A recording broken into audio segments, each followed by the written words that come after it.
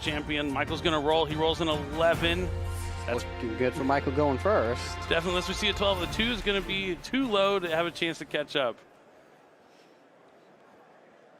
I suspect Michael will opt to go first. Michael is playing what I believe most duelists consider the deck to beat this weekend, because it didn't just have such a high representation in the top cut in Indianapolis, but it maintained that representation through to the top 4, and then in the finals when we saw 2 of them. Definitely. That deck, plus in the Swiss round. So I think people are pretty set on figuring out how to beat this deck. That's right. And now Wanted Seeker of the Sinful Spoils is going to be activated, allowing Michael to access the Diabell Star, the Black Witch from the deck. And now let's see what he's going to follow up. Looks like he's going to follow that up with a reinforcement of the army. That's going to grab Rescue Ace Airlifter. Airlifter, definitely one of the focal points of this deck. Being able to normal summon and give you access to something like Emergency Patrol and Lockbird. Golden Lockbird. That's going to lock him down and not let him add cards from the deck to the hand the rest of the turn. Really good to hit off the reinforcement of the army. Not so great if you hit it on the Airlifter, but huge here. Luckily, the Diabell Star, the Black Witch, can still set the Sinful Spoil card from the deck. So he'll be able to still use some of his cards to access Hydrant, potentially. Now Airlifter's effect won't be able to add a card to Michael's hand, so it's effectively shut off. Yep, so I imagine he might decide to send that Airlifter to the graveyard to summon the Diabell Star, the Black Witch. Looks like he's considering it, yep, and does send the Airlifter that is now useless thanks to Droll and Lockbird for this first turn. And the Black Witch is going to activate the effect to set a Sinful Spoil spell or trap from the deck to the field. Nice way to circumvent the effect of Droll and Lockbird. Diabell Star reminds me of a really good version of the Turkey. It does. It has that same kind of effect that you can send a special. I actually always feel that way anytime I see that kind of effect. Discard to special summon. It's the Cricky, but it does other stuff. The original one, yep. I also do that as well. So he's going to set the original Sinful Spoils Snake Eyes from the deck. So now he can use the original Sinful Spoils to send a card he controls to the graveyard. Going to send that Black Witch to the graveyard and special summon a level 1 fire monster from the deck to the field. He can get the Hydrant, but he won't be able to use its effect to add a monster to his hand. Nope, he will not, but at least he'll be able to turn on maybe the bonus effects of some of his Rescue Ace spell or traps if he happens to have some in his hand already, but it doesn't look like quite yet, so he's going to summon Rescue Ace Preventer, banishing the Airlifter from the graveyard, so this is going to special summon to the field. Okay, so as long as he has another Rescue Ace monster out, he can at least use its effect to put an opponent's monster face down. And it looks like he has 2 infinite impermanences. Not bad. In his hand, now he's set, so he can put an opponent's monster face down. He can negate 2 monster effects. We'll see if that's enough for Landon's Purrely deck to stop it in its tracks. Yeah, main deck Droll and Lockbird, definitely probably reason why Landon is sitting at 6-0-1. I've heard a lot about a lot of combo decks at the top tables this weekend. So, you know, having that meta insight to include Droll and Lockbird in the main deck, definitely paying dividends here from Landon, at least here in game 1. And then he's going to lead off with my friend Purrely. Mi amigo Purrely. We're going to pay 500. You get to reveal 3 Purrely spell or trap card, or 3 Purrely cards from your deck, and then your opponent randomly adds 1 to the hand. You can even go for monsters if you so choose. Sometimes when you start your turn with it, you want to reveal 3 Purrelys because you need to stick that monster on the field instead of being able to discard. But it looks like he's going to go for Stray Purrely Street. So this is why some players play 2 copies, some players play 3, but if you do play 3 copies of the field spell, you'll be able to guarantee add it with my friend Purrely. And this is huge here because it turns off targeting. And you know what Rescue Ace does so well? Targets. Every card in the deck says target. 2 infinite impermanences and a preventer. They all target. All shut down by Stray Purrely Street. Yep, it does. It won't protect a normal summon, but does protect those special summon monsters the turn they are special summoned. The Purrely monster specifically for Landon, so we'll see if he has a memory. It's a good thing every single quick play spell card in a Purrely deck can special summon a Purrely from the deck. Exactly, and the one he's going to use here is going to be a Pretty Memory. Both players are going to gain 1,000 life points, and then if he so chooses, he can discard a card from his hand and special summon a Purrely monster from the deck. Going to discard a second copy of Droll and Lockbird. Doesn't need it. The first one did the job. Yep, that's one of my favorite things about this deck is when you have, it doesn't matter if you draw like certain multiple copies of cards, you're able to just use them as discard outlets for your Purrely quick play spells. That's part of what makes Purrely decks so consistent. So he does summon Purrely, and he will use its effect. Yep, so he's going to be able to add a Purrely spell or trap that isn't a quick play. This is one of the few once per turn effects of the deck. Start with 45. Yep. Real once per turn. Yeah, Purrely just can do as much as it wants. Purrely, you can only try to rank up 1 time and can only use that on summon effect once. Unlike the Purrely, as you mentioned. And now he's going to see if he's going to go for Yeep or maybe something different. It's probably Oh, he's going to go for the monster for Purrely. He hasn't normal summoned yet. Very true. Because, yeah, normally the cards you add with this is either Stray Purrely Street or My Friend Purrely, and then you don't want to really get Yeep if you have a way to get to Sleepy, so you can go into Purrely Noir. So he does go for the Purrely, at least trying to interact. He already has the Street. If he normal summons the Purrely and you're Michael, you probably flip the Infinite Impermanence because you're not getting much more use out of it. Or do you let him just flip the top 3 cards and hope he doesn't get a memory? Oh, you definitely go for that Infinite Impermanence because it's going to cut off the Excavation and the rank up later on. Okay. But he's going to use Purrely's effect to rank up from the graveyard. So he's going to attach the Pretty Memory to go into a Purrely Beauty. Now he's going to follow that up with Purrely, and yep, here comes that Infinite Impermanence to cut off the Purrely. There it is. Michael has very few opportunities to activate that card, so he takes it when he gets it. Yep, and now he's going to use the effect of Purrely Beauty since it has, it's not that effect, it's the one underneath it. You're going to want to read the spell card. That's one of the confusing things about the Purrely deck in general. When you read the monster, it doesn't tell you what it does unless you also read the Xyz materials under it. Yep, a la That's what's Zodiac. granting them the effect. So. Yep, so he's able to send the Purrely to the graveyard to attach a card on Michael's side of the field as a material, and is going to take that Infinite Impermanence. So now he's up to 3 materials, trying to get to 5 so he can have access to Noir right away, potentially. Sure. Or he could be looking just to go for a Zeus with a ton of materials here in main phase 2. Not a bad play, because Michael has no cards once his field is cleared. Landon off to a decent start, running Michael out of cards. Beauty is also great as an interruption. It has the ability to quick effect, just wants return to gain effect. Ooh, he has Happy Memory here. So maybe he was looking to go with the Purrely into Happy Memory to try and go into Purrely Happiness, which is an excellent card when you're able to attack into monsters. So he's going to go for another copy of Purrely here, sending the Happy Memory to the graveyard.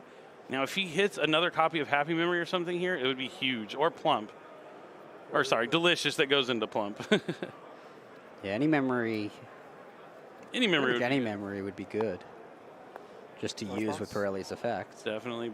Oh, there's Delicious Memory. And Happy. He has his choice. I think you definitely go for that Happy here and try and get so many cards in your hand. Happy's going to give you an additional attack and Purrely Happiness. Every time you attack after damage calc, you're going to be able to add a Purrely quick play, a Purrely card from your deck to your hand. I think he is going to go for the Happy, and it is going to the hand. He agrees. Yeah, when you have the chance to do it, it's hard not to because you just gain so much in. Can't target. Special summoned. Special summoned. And so he's going to use the Purrely effect to rank up into Purrely Happiness. You got it. That's it for Michael. He sees his field is getting emptied. Landon has a ton of cards and is going to end his turn with even more. Go second, Purrely. I like it. It's so strong. It's strong going first because you have the option to go into the Purrely Noir and maybe get some Sleepy Memories, draw some cards during the standby phase, But when you go second and have access to, straight Purrely Street protecting your monsters, despite all those targeting cards, and then be able to go into Happiness, it can really clean games up quickly. And I mean, I was talking about Purrely and has kind of fallen out of favor because of SP Little Knight, and it looks like Landon took that into account when he built his deck. He made sure to include the 3 copies of the field spell, straight Purrely Street, so he's going to be able to add it off My Friend Purrely because he knows going second, that card is phenomenal against Rescue Ace. We've seen Mud Dragon of the Swamp being really, really good just because it turns off being able to target monsters of the same attribute, and straight Purrely Street just as useful. So definitely probably had Rescue Ace in mind when he was building his Purrely deck going into this tournament. Yeah, the straight Purrely Street really made that an easy win for him because on the first turn I'm discussing, well, he has 2 Infinite Impermanences and Preventer, will that be enough? And then the Street came down and suddenly he had nothing because he really couldn't use anything except 1 Imperm at a really suboptimal point where he was stopping the Purrely instead of a Purrely. Yep. So, yep, straight Purrely Street, so maybe good. the new 3 of. I don't often see it at 3 because it is searchable in other ways other than with My Friend Purrely. Yeah, just Purrely, or something like that even. Or hitting it with the Purrely. And Purrely Lee is also easily special summoned through the numerous quick play spell cards in the deck, so you have relatively consistent access to it. But as you saw in that duel, you really want it, and you don't want multiples necessarily, but like you said, even if you do draw multiples, you could always discard it using a memory. Yep. To special summon Purrely or Purrely Lead from the deck. So that is why Purrely is such a consistent deck. There's so much it can do. And the stray streak is shutting down a lot of the opponent's potential plays that would stop you, make it really powerful. Oh yeah, definitely. And like going first, having that targeting protection is also great to protect from cards like Effect Veiler and Infinite Permanence, which is notoriously really good against the Purrely deck.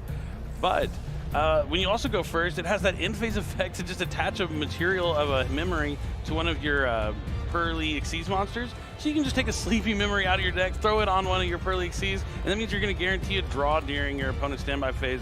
And now I think cards like Triple Tactic Thrust, while still popular, have kind of fallen down in popularity in a lot of main decks at least. So you don't have to be so much worried about, you know, turning a card like that on when you're going first, but definitely something you want to watch out for in game 2 and 3 as a Purrely player, because that Triple Tactic Thrust can lead into Herald of the Abyss, which will force your opponent to send Noir to the graveyard. You won't get those bonus effects from My Friend Purrely or Straight Purrely Street. I mean, that's another effect of Straight Purrely Street, is you get to mandatory special summon a Purrely or Purrely when one of your Purrely Xyz monsters leaves the field. It's just a really good card, and yeah, notoriously we do see 2 of it, but really paying off with that solid deck construction from Landon into this format might be a staple 3 of going forward, just, you know, dealing with so many Rescue Ace monsters throughout the tournament. Yeah, it's the 3 have certainly paid off for him there. Yeah, now Michael, you know, probably not getting too nervous. Like, you got a little unlucky there in game 1, because Droll Lockbird, notoriously not too great against Rescue Ace, because if you start with Airlifter to add Emergency, they can droll you there, but you already have access to Turbulence because you have Emergency. But since he had that one of Reinforcement of the Army, and then that was met with Droll Lockbird, it was a blowout. It was absolutely devastating. Yeah, and don't forget, Turbulence sets the cards from the deck, so Droll Lockbird is powerless to stop it. Yep, yeah, all Michael needed was something like Emergency, but unfortunately he didn't. He had a good hand, but yeah, Droll and Lockbird being key there. Ash Blossom would not have, I guess Ash Blossom would have still worked the same way, cutting him off from Airlifter, pretty similar. But now it looks like they're shuffled up and side-decked and ready to go. We're almost ready for game 2. I bet Michael's gonna choose to go first again. You gotta shake off that Droll and Lockbird.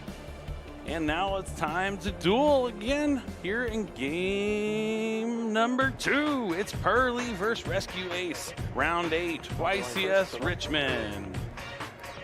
And it's looking like Michael's gonna go first.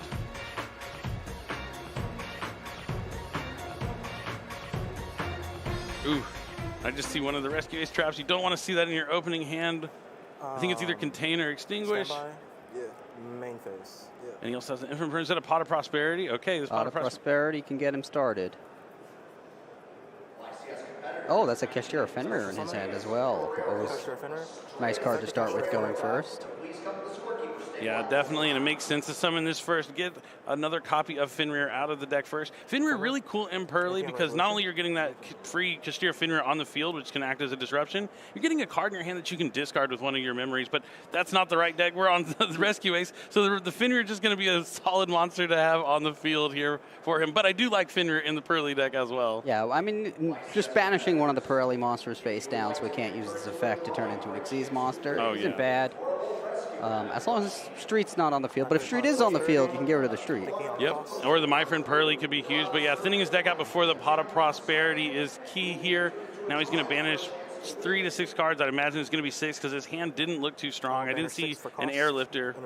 I couldn't see everything in his hand. I think he had a... Oh, Ash Blossom hits the Prosperity for 6. That looks like a quarter-century Secret Rare Ash Blossom out of the Rarity Collection. Beautiful card. All right, and now does he have a follow-up? It's just going to be 2 traps set face down. Set 2. Doesn't open up with Emergency again, just Fenrir and a couple traps. Only one of those is actually going to be able to be used. Is it going to be enough? Does he have the straight Purrely Street again? He just has a Fenrir and an Ash Blossom in his hand. This time, at least Michael can potentially banish the Street with his Kashira Fenrir. But Landon has Lightning Storm, and he's going to take down the 2 back row cards. There goes the Infinite Permanence, and is that Extinguish? It is Extinguish. Both getting sent to the graveyard, and now he has the straight Purrely Street again. But does he have a Purrely Quick Play? He does. He's going to go for Pretty Memory, and that's going to be met by Ash Blossom, hoping he doesn't have another Purrely Quick Play spell. But he has Purrely. This is huge. So he'll be able to grab My Friend Purrely. Oh, but he has the Fenrir. He does have the Fenrir, and now the Fenrir can banish the Purrely because it was normal summon. Yep. So my question to you is, I have a few questions for you, actually. I might have an answer. First off, which card do you banish, the Purrely or the Stray Street? I think you have to go for the Purrely since he used the pretty memory, because you don't want him to go into beauty and be able just to negate the Fenrir. And so then he can use the My Friend and go into a Purrely and kind of hope to hit. I'm sorry. Yeah. Another. Or actually, he could just grab another Purrely from the deck, not excavate, and still rank up with the Delicious that's in the graveyard. He can, using whatever quick play spell he gets from his My Friend Purrely. Yep. So he's kind of Landon's in a pretty good spot, I think. My other question is, what do you think of the play of using Ash Blossom to negate the effect of a quick play spell? Desperate. Desperate and hopeful. Desperate and hopeful. I know some Purrely players at my locals who said never do that. It's not worth it. Yeah, if you do it, it's because like you're really, really hoping, because he wouldn't be able to stop the monster coming out and being ranked up into beauty. So it's either use it or lose it now, maybe. Yeah, I mean, he could have used it on the Purrely here had he saved it. True, but he would also have another. He would summon a Purrely. Yeah, it would have been another monster on the board as well. So it would have been dicey. But yeah, it's not something you normally want to do because they could have just another Purrely quick play in the hand to use afterwards. That is true. And it looks like we're revealing 3 copies of Purrely Happy Memory. So he's looking to get in some attack so he can amass a bunch of Purrely spells. So yeah, I think he is just going to go for Purrely again. Purrely, I mean. Choose the My Friend Purrely. Okay. So he's going to protect the My Friend Purrely until the end of the next turn. If it's destroyed by a card effect, it is not. So yep, he's not going to get the effect to add again, but he can still use the effect to rank up from the graveyard. Yeah, so this was the risk that Michael took by banishing the Purrely face down. Yep, he knew that this would be the result. So he's at least going to have a Zeus with a ton of materials, if not a Noir. He'll be able to add one. He'll attack once, attack twice. Yeah, he'll get 3 attacks off here, so he's going to be able to add 3 Purrely spells to the hand. One of them is going to have to be happy so he can attach it. That's a lot of cards. Yep, so he's going to take 400. Damage effect. I'm always impressed at the speed with which the Purrely deck can amass cards. I mean, happiness is just crazy.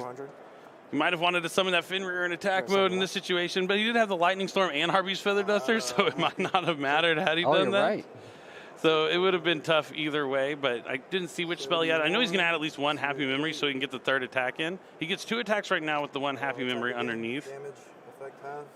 So he keeps having the attack and then taking the damage from attacking into it in defense mode. After damage calculation, he's going to be able to add a Purrely quick play, imagine. Yeah, read the Happy Memory. He'll probably get a Happy Memory and a Delicious Memory.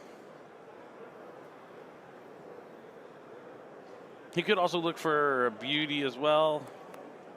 Because if he gets a Beauty, he might be able to just go into like try and somehow go into like a Noir and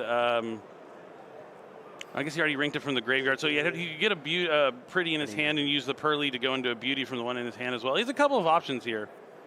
But I imagine he's at least going to want to get a Delicious to attack over this Fenrir. But he doesn't really have to because he could just use the Pretty Memory effect later on to attach it as a material. That's true. The world is Landon's oyster right now. Yeah, because happiness can search for such a wide variety of cards from the deck, all of which enhance its effects in different ways. So he's going to go for the Delicious Memory, so it looks like he is aiming to destroy Fenrir in battle.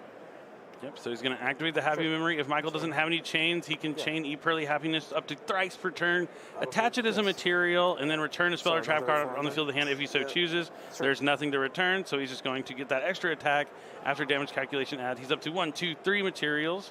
So yeah, he will, at minimum, be able to go into a Noir with 5 materials and getting that stray Purrely straight at the end phase. He can also grab Purrely Yeep right here. If he has Purrely Yeep, activates the Delicious, attaches the Delicious. Well, he just uses his extra attack, so he would need another Happiness. He'd have to go Happiness into Delicious and then go into a Noir. I don't think that's bad, and that is what he's going to do. He has the Happiness. Yeah, I think he would rather just summon the Purrely Noir naturally rather than yeep into it. Yep. So that he gets to keep it even through the opponent's next turn, because right now Michael only has 1 card in his hand. Oh, interesting. Oh, so he is going to take it as a material because he's not attacking over. This is his last attack. He's going to add the Delicious. Well, he needs the 5th material anyway. He has Delicious. Yeah, I mean, you could just activate the Delicious and attach it and then attack. And you would have 1, 2, 3, 4, 5 materials. Right, with the Delicious. Yep. Yeah. But he's holding off on the Delicious, trying to add a card so he can discard. It looks like he's looking at Sleepy Memory. Oh, rather than destroyed in battle.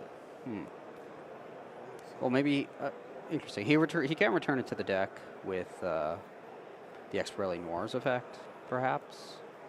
He has a lot of options. He definitely wants to get that on the field. So he's going to taking Sleepy Memory. Interesting. So let's see if he's going to activate Sleepy or Delicious. So he's going to use Delicious. Does he chain the... Okay, so he's going to chain. My own monster. So what does Delicious do? Can be destroyed by battle this turn. Okay. Until the end phase of the next turn. No, this turn. I'm pretty sure Delicious is just your turn and Happy till the end of the next turn. Main phase 2? Yeah. So he's just going to go with the 5 materials. Yeah, see, he could have done that before he did the attack and then destroyed the Fenrir. Yeah, instead of an additional search, right? No, you still get the search. You just activate the Delicious, it attaches, he gets stronger, Oh, it you're attacks right. over. You're right. Yeah. On that last attack, he could have done that. Yeah. But that's okay. Not a big deal here. He's up huge. He's going to have the straight Purrely Street at the end phase. He has the Sleepy in hand still. And how many materials does it have? Or did he? He didn't activate it. Oh, interesting. May I read Delicious? Because he played the Delicious. Yeah. So he has 1, 2, 3, 4, 5, 6 materials. He's going to get the 7th one with straight Purrely Street at the end phase. 7 is a really good number because you're able to use the effect to detach 2 to shuffle back a card. Yeah, just going to set the Sleepy. Interesting. Covering all his bases here, maybe. Because, I mean, when you have a Sleepy set and you're able to reduce the first damage you would take to 0, you're pretty much guaranteed not to lose. But he's going to get the Sleepy memory here under Noir. But, yeah, I think I would have taken down that Fenrir. Yeah, there's really no reason not to have.